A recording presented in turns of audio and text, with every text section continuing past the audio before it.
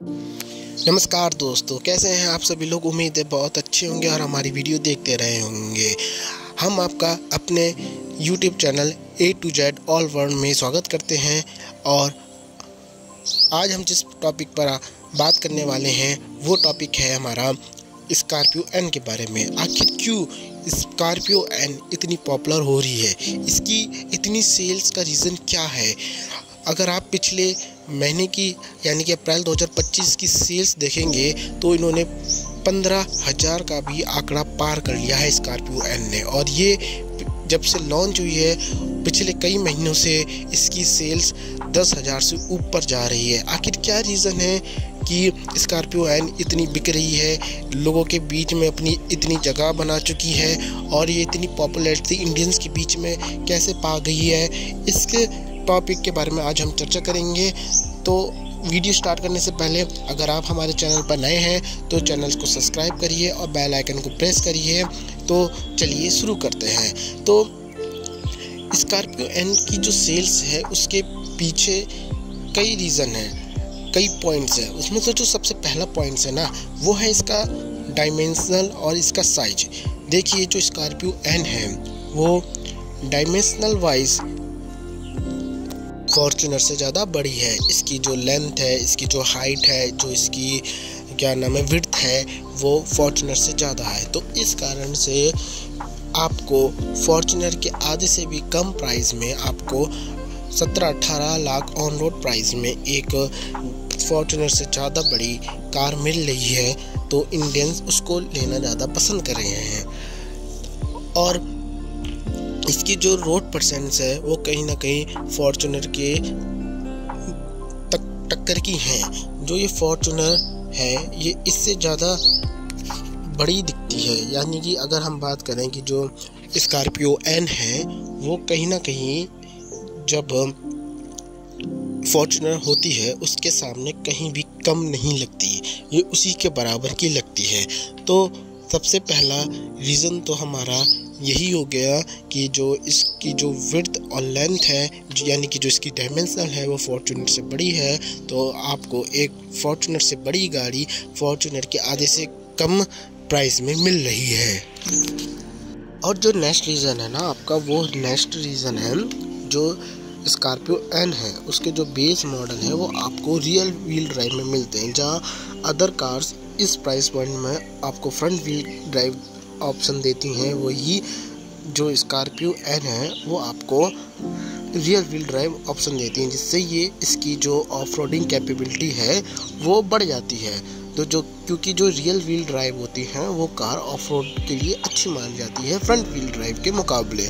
और वहीं अगर आप इसका जो अपर वेरिएंट लेते हैं तो आपको 4x4 का भी ऑप्शन मिल जाता है, जो कि इसकी कॉम्पिटिटिव टाटा हैरियर और टाटा सफारी में मिसिंग है। इस कारण ये एक अच्छा ऑप्शन बन जाता है इंडियन बायर्स के लिए।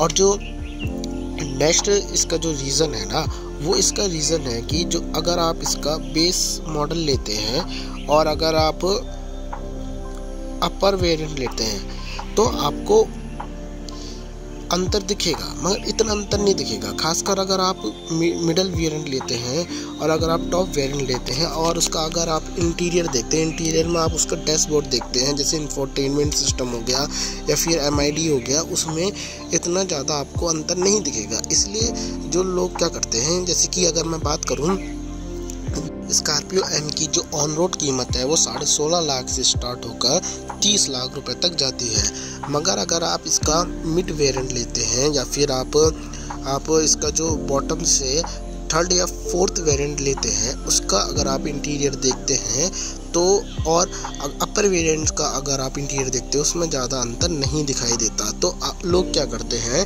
कि जो मिडल वेरिएंट ले लेते हैं। खासकर जो स्कॉर्पियो एन का जो बिकने वाला वेरिएंट है वो 20 लाख से लेके 22-23 लाख तक के वेरिएंट सबसे ज़्यादा टॉप सेलिंग में हैं। वो लोग खरीद लेते हैं, उन्हीं में मॉडिफिकेशन करा लेते हैं आफ्टर मार्क, तो वो एक टॉप मॉडल वाली फील दे देती है। और अगर मॉडिफिकेशन नहीं भी करते हैं तो भी ये कार अच्छी लगती है। ये जो रीज़न है, इस कारण से जो स्कॉर्पियो एन है उसकी जो सेल्स हो रही है बूस्ट हो रही है।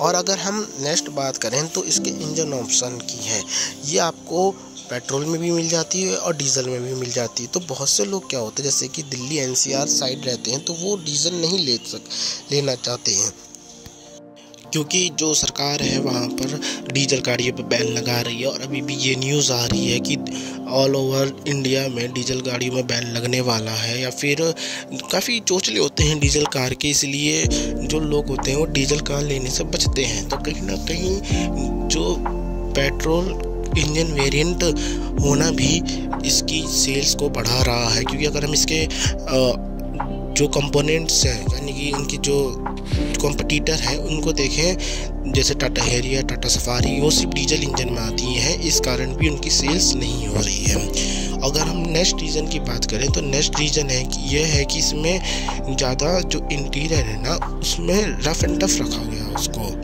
इसके रफ एंड टफ होने के दो फ़ायदे हो गए। पहला फ़ायदा तो ये हो गया कि जो इसका जो बेस मॉडल है या फिर इसका जो मिड मॉडल है और इसका जो टॉप मॉडल है, उसमें ज़्यादा इंसान को फ़र्क नहीं दिखाई देता कि अरे जो हमारा जो टॉप मॉडल है उसमें ये फीचर हो गए, या फिर इंटीरियर उसका ऐसा दिख रहा है, और मिड वेरिएंट का ऐसा दिख रहा है। ऐसा नहीं, जो मिड वेरिएंट है वैसे ही टॉप वेरिएंट है। जैसे कि अगर आप इसके इंफोटेनमेंट सिस्टम देख लो, इसकी MID देख लो, मिड वेरिएंट और टॉप मॉडल की सेम है। तो इंसान क्या करता है कि जो मिड वेरिएंट ले लेता है उसको ऐसा नहीं लगता है कि मुझे अपर वेरिएंट में जाना चाहिए। तो उसमें क्या होता है कि 20 से 24 लाख के प्राइस में ये बहुत ज़्यादा वैल्यू फॉर मनी कार हो जाती है।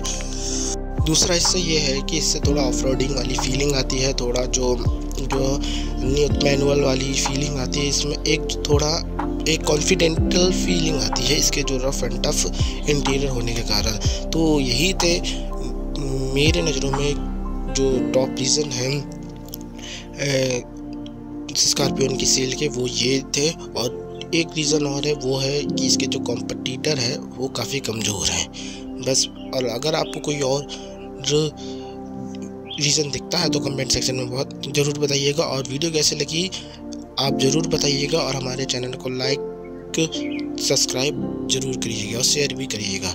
इसी के साथ इस वीडियो को ख़त्म करते हैं। धन्यवाद।